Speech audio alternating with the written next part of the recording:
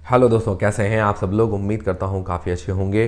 तो दोस्तों, काफ़ी दिनों बाद हम आईपीओ का रिव्यू करने जा रहे हैं क्योंकि एक अपकमिंग आईपीओ ओपन होने वाला है 13 दिसंबर से लेकर 15 दिसंबर के बीच में, डॉम्स का आईपीओ। और ये काफ़ी चर्चित और फेमस हो रहा है अपनी जीएमपी के कारण। जीएमपी इसकी शानदार चल रही है अभी। तो इस वीडियो के अंदर आप पूरा रिव्यू करेंगे और जानेंगे कि क्या इस आईपीओ में हमें अप्लाई करना चाहिए या नहीं करना चाहिए। तो सबसे पहले इसका ग्रे मार्केट का प्रीमियम ही हम देखेंगे, इससे हमें लिस्टिंग गेंस का अंदाज़ा हो पाएगा। फिर इस कंपनी की डिटेल्स के बारे में जानेंगे, मतलब कौन से सेक्टर की कंपनी है, इसका फ्यूचर वगैरह कैसा रह सकता है, क्या करती है ये कंपनी। फिर इसके फाइनेंशियल्स और फंडामेंटल्स के बारे में जानेंगे, मतलब कंपनी प्रॉफिट मेकिंग है या लॉस मेकिंग कंपनी है, और अपने जो भी पीयर कंपिटिटर्स है उनसे ये कैसा परफॉर्मेंस कर रही है। फिर इस आईपीओ की डिटेल्स के बारे में जानेंगे और अंत में हम जानेंगे कि क्या इस आईपीओ में हमें अप्लाई करना चाहिए या नहीं करना चाहिए, और करें तो लिस्टिंग गेंस के हिसाब से या लॉन्ग टर्म के हिसाब से। सारी चीज़ें हम क्लियर करेंगे इस वीडियो के अंदर। वीडियो शुरू करने से पहले दोस्तों, टेलीग्राम, इंस्टाग्राम और फ्री में डीमेट अकाउंट, सबकी लिंक आपको डिस्क्रिप्शन के अंदर मिल जाएगी। टेलीग्राम और व्हाट्सएप चैनल को जरूर ज्वाइन कीजिए ताकि छोटा मोटा अपडेट और नोटिफिकेशन हाथों हाथ आपको मिल जाए। और देखिए दोस्तों, मैं डिटेल्स आपको सारी बताऊंगा, पर डिसीजन आपको अपनी रिस्क और अपना एनालिसिस लगा के ही बनाना है। तो सबसे पहले इसका ग्रे मार्केट का प्रीमियम अगर देखते हैं, 380 रुपये पर शेयर इसका ग्रे मार्केट का प्रीमियम है। 18 शेयर्स का लॉट है। 6,840 रुपये हमें एक लॉट पर आज की तारीख में फ़ायदा देखने को मिल रहा है। परसेंटेज वाइज 47, मतलब 47% जैसा ग्रे मार्केट का प्रीमियम है। तो डिमांड तो अभी तो फिलहाल ठीक है, पर शुरुआत के अंदर मैंने आपको कहा भी था कि शुरुआत के अंदर 60%, मतलब 60% से ऊपर का ग्रे मार्केट का प्रीमियम था। मैंने आपको कहा भी था कि डिमांड घटेगी क्योंकि प्राइस बैंड आया है तो एडजस्ट होगी, उसके बाद एक्चुअल डिमांड आएगी। उसके अलावा एंकर लिस्ट भी आ जाएगी, उसके बाद और थोड़ी डिमांड ऊपर नीचे हो सकती है, क्योंकि बड़े जो एंकर इन्वेस्टर्स हैं वो कैसा इंटरेस्ट जताते हैं इसके अंदर, उसके ऊपर डिपेंड करेगा सारी चीज़ें। तो अभी फ़िलहाल की तारीख में तो डिमांड ठीक है। मिनिमम क्राइटेरिया 20% होना चाहिए, उससे तो अभी ऊपर चल रही है। बाकी देखिए दोस्तों, अभी जल्दबाजी नहीं करनी है, पहले दूसरे दिन का सब्सक्रिप्शन भी देखना चाहिए, एंकर लिस्ट वगैरह देखनी चाहिए। और उसके अलावा जीएमपी के तो भरोसे नहीं रहना चाहिए। जीएमपी सिर्फ एक अंदाज़ा ही होता है, फिक्स चीज़ नहीं है। फिर दोस्तों जानते हैं इस कंपनी की डिटेल्स के बारे में। तो दोस्तों, डॉम्स कंपनी सन 2005 के अंदर इनकॉर्पोरेट हुई थी। करीब करीब 18 साल पुरानी कंपनी है अपने ही सेक्टर के अंदर। और ये कंपनी मतलब जब से लॉन्च हुई है या जब से इसके प्रोडक्ट्स आए हैं उसके बाद से इसने काफ़ी ज़बरदस्त ग्रोथ की है। क्वालिटी प्रोडक्ट्स भी आते हैं। ये कंपनी जो है स्टेशनरी और स्कूलिंग के रिलेटेड, जो भी बच्चों की स्कूलिंग के रिलेटेड जो भी प्रोडक्ट्स आते हैं वो ये मैन्युफैक्चर करती है, जिसके अंदर आप अगर आप कहें तो पेंसिल है, शार्पनर है, रबर है, ड्राइंग कलरिंग मटेरियल आता है, फाइन आर्ट के मटेरियल्स आते हैं जैसे ब्रश वगैरह आता है। फिर उसके अलावा मार्कर, हाइलाइटर और मैथमेटिकल इंस्ट्रूमेंट्स और ज्योमेट्री आती है। मैथमेटिकल इंस्ट्रूमेंट्स जिसके अंदर आप स्केल वगैरह है या अलग अलग टाइप की जो स्केल आती है, मतलब कोई त्रिभुजाकार आती है, कोई मतलब जिसको अपन चंदा बोलते हैं, और कोई ये प्रकार जिसको बोलते हैं जिससे गोला किया जाता है, तो ये मैथमेटिकल इंस्ट्रूमेंट्स कहलाते हैं। वो भी ये मैन्युफैक्चर करती है। और उसके अलावा पेन है, पेपर स्टेशनरी, पेपर स्टेशनरी मतलब नोटबुक या कॉपी आप जिसको कह सकते हैं, तो ये सारी चीज़ें ये मैन्युफैक्चर करती है। मतलब स्टेशनरी और स्कूलिंग से रिलेटेड सारे प्रोडक्ट्स, तो मतलब वाइड रेंज ऑफ प्रोडक्ट्स है। प्रोडक्ट्स काफ़ी ज़्यादा हैं इसके पास और काफ़ी चीज़ें मैन्युफैक्चर करती है। डिज़ाइन, डेवलपिंग, मैन्युफैक्चरिंग, सेलिंग, ये सारे काम करती है। और इसके अंदर मार्केट शेयर की बात करें, पेंसिल और मैथमेटिकल इंस्ट्रूमेंट्स के अंदर 30% का मार्केट शेयर है। बहुत ही शानदार है। मतलब 30% मार्केट शेयर होना मतलब लीडिंग कंपनी कही जा सकती है। इतने ही कम समय में इसने बड़ी बड़ी कंपनियों को टक्कर दी है, तो ये काफ़ी अच्छी बात है। और इसके अलावा इंडिया के अलावा 40 कंट्रीज़ में इसका माल सेल होता है, तो काफ़ी अच्छी बात है ये भी। और साउथ एशिया के अंदर फिला नाम की कंपनी है, वहाँ से ये डिस्ट्रीब्यूशन वगैरह करती है। और इसका जो टोटल रेवेन्यू जनरेट होता है, जो सारे प्रोडक्ट्स हैं उनमें से 31% का रेवेन्यू सिर्फ वुडन पेंसिल, जो लकड़ी की पेंसिल आती है, वहीं से ही 31% का रेवेन्यू जनरेट होता है। बाकी 70% अदर प्रोडक्ट्स से।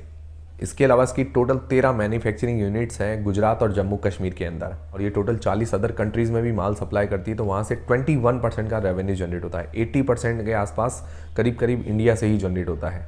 तो देखा जाए कंपनी का सेक्टर सदाबहार बढ़िया सेक्टर है, डिमांडिंग सेक्टर है, पर इसके अंदर कंपटीशन खूब है।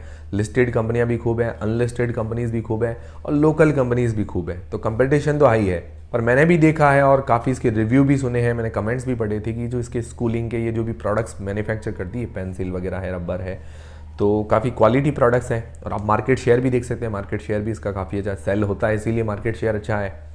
तो इसकी तारीफ तो मैंने सुन रखी है और कम ही समय में इसने काफ़ी अच्छी ग्रोथ की है। और ये नवनीत एक कंपनी है, मतलब ये स्टेशनरी वगैरह से रिलेटेड। उसके बाद ये सेकंड नंबर पर आती है, मतलब रेवेन्यू के मामले में।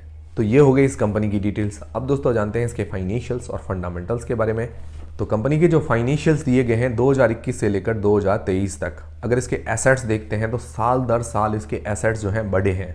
और अगर रेवेन्यू देखें तो रेवेन्यू भी 2021 से 2023 के अंदर 408 करोड़ रुपए से 1216 करोड़ रुपए हुआ है। तो करीब करीब 3 गुना जैसी ग्रोथ है रेवेन्यू के अंदर, मतलब 2021 से 2023 के अंदर बढ़िया ग्रोथ है। और प्रॉफिट की बात करें तो पहले 6 करोड़ के लॉस के अंदर थी 2021 के अंदर, 2023 के अंदर 102 करोड़ रुपए के प्रॉफिट के अंदर आई है। तो उसका अगर प्रॉफिट मार्जिन निकालते हैं तो वो तो कम निकल कर आता है, प्रॉफिट मार्जिन 10% से कम है। तो ये थोड़ा सा नेगेटिव लगा। प्रॉफिट मार्जिन थोड़े से बढ़ाने चाहिए, क्योंकि मैन्युफैक्चरिंग वगैरह खुद करती है, सेलिंग वगैरह भी, तो मार्जिन थोड़े से बढ़ने चाहिए। और उसके अलावा जो इसके प्रॉफिट के अंदर ग्रोथ हुई है वो काफ़ी अच्छी बात है। बाकी इसकी नेट वर्थ बढ़ी है, इसके हाथ में रिजर्व कैश 341 करोड़ रुपए के हैं, और इसकी जो बोरिंग्स है वो भी थोड़ी थोड़ी करके बढ़ी है। हालांकि जो आईपीओ से पैसे जुटाएंगे उससे बोरिंग्स नहीं चुकाएंगे, नई मैन्युफैक्चरिंग यूनिट्स लगाने वाले हैं। मुझे लगता है थोड़े बहुत पैसे जो इसकी बोराइंग्स या उधारी चुकाने के अंदर काम में लेने चाहिए थे, तो ये थोड़ा सा नेगेटिव पॉइंट लगा। ओवरऑल इसके रेवेन्यू प्रॉफिट के अंदर अच्छी ग्रोथ है, तो फाइनेंशियली ठीक है, पर डेट कम होना चाहिए। फिर दोस्तों इसका पी मतलब प्राइस टू अर्निंग्स रेशियो 43 का निकल कर आता है, और इसकी आरओई और आरओसी, रिटर्न ऑन इक्विटी और रिटर्न ऑन कैपिटल एम्प्लॉयड, करीब करीब 33% की, दोनों ही। तो ये काफ़ी अच्छी बात है। मिनिमम 15% के आसपास होती है तो अच्छी मानी जाती है, इनकी 33% है। बाकी इसके पीयर कंपिटिटर से इसको कंपेयर करें तो नवनीत के बाद ये रेवेन्यू के मामले में सेकंड नंबर पर आती है। बाकी सेलो को भी देख सकते हैं, पर सेलो के पास थोड़े अदर प्रोडक्ट्स भी ज़्यादा है, स्टेशनरी के अलावा अदर प्रोडक्ट्स काफ़ी ज़्यादा है, मतलब बॉटल्स है या फर्नीचर मैन्युफैक्चर करती है, और भी काफ़ी सारी चीज़ें हैं। तो इसीलिए जो बाकी सारी कंपनीज हैं उनसे इसको कंपेयर कर लेते हैं। नवनीत है, अभी फ्लेयर आई भी आया था, लिंक, कैमलिन। तो देखा जाए तो पी वाइज मतलब कैमलिन से तो सस्ती है, बाकी सारी जो कंपनीज है नवनीत वगैरह उनसे काफ़ी महंगी वैल्यूएशंस है। अगर देखा जाए तो नवनीत इससे काफ़ी अट्रैक्टिव वैल्यूएशंस पर मिल रही है।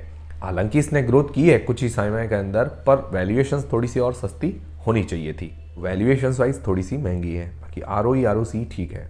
फिर दोस्तों इस आईपीओ की डिटेल्स के बारे में बात करें तो 13 से लेकर 15 दिसंबर के बीच में ये आईपीओ ओपन रहेगा, और इसका प्राइस बैंड रखा गया है 750 रुपए से लेकर 790 रुपए के बीच में। 18 शेयर्स का ये लॉट है, और इसका जो टोटल इशू साइज है 1200 करोड़ रुपए का, जिसके अंदर फ्रेश इशू है 350 करोड़ रुपए के, और ऑफर फॉर सेल के अंदर कुछ हिस्सेदारी बेची की 850 करोड़ रुपए की, जिसके बाद इसके प्रमोटर्स की जो हिस्सेदारी रह जाएगी 75% की। और उसके अंदर एम्प्लॉयज को जो डिस्काउंट दिया गया है 75 रुपीज़ पर शेयर का।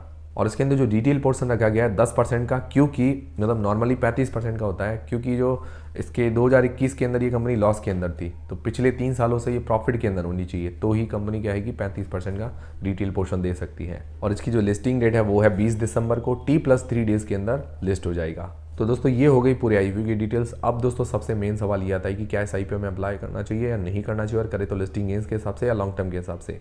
तो सबसे पहले लिस्टिंग गेंस के हिसाब से अगर देखें तो जीएमपी इसकी अच्छी चली है अभी 47% के आसपास की, मिनिमम 20% होनी चाहिए तो थोड़ा सेफ रहता है। अभी 47% है, पर मुझे लगता है एंकर लिस्ट देखनी चाहिए, पहले दिन का सब्सक्रिप्शन वगैरह देखिए, बाकी सारी डिटेल्स भी देखिए, उसके बाद अप्लाई करने का डिसीजन बनाइए। देखिए दोस्तों जीएमपी सिर्फ एक अंदाजा होता है, इसके पूरे भरोसे आप ना रहें, बाकी सारी चीज़ें आप देखें। फिर दोस्तों लॉन्ग टर्म के हिसाब से क्या इस आईपीओ में हमें अप्लाई करना चाहिए या नहीं करना चाहिए, तो देखिए दोस्तों लॉन्ग टर्म के हिसाब से देखें तो इसका सेक्टर बहुत ही बढ़िया है, डिमांडिंग सेक्टर है, सदाबहार सेक्टर है, ऐसी चीज़ों की डिमांड हमेशा रहती है। और इसके अंदर कंपटीशन भी बहुत ज़्यादा है, इस सेक्टर के अंदर बहुत ज़्यादा कंपटीशन है, ऑफलाइन ऑनलाइन सभी जगह मार्केट्स के अंदर। बाकी पॉजिटिव बात के अंदर बात करें तो डॉम्स का मार्केट शेयर अच्छा है, पेंसिल और मैथमेटिकल इंस्ट्रूमेंट्स वगैरह के अंदर इसके प्रोडक्ट्स काफ़ी क्वालिटी आते हैं, और सेल वगैरह भी अच्छी है, और इसने कुछ ही सालों के अंदर काफ़ी अच्छी ग्रोथ की है। इसकी आरओई आरओसी भी काफ़ी अच्छी है 33% की। बाकी इसकी रेवेन्यू प्रॉफिट के अंदर बढ़िया ग्रोथ देखने को मिल रही है।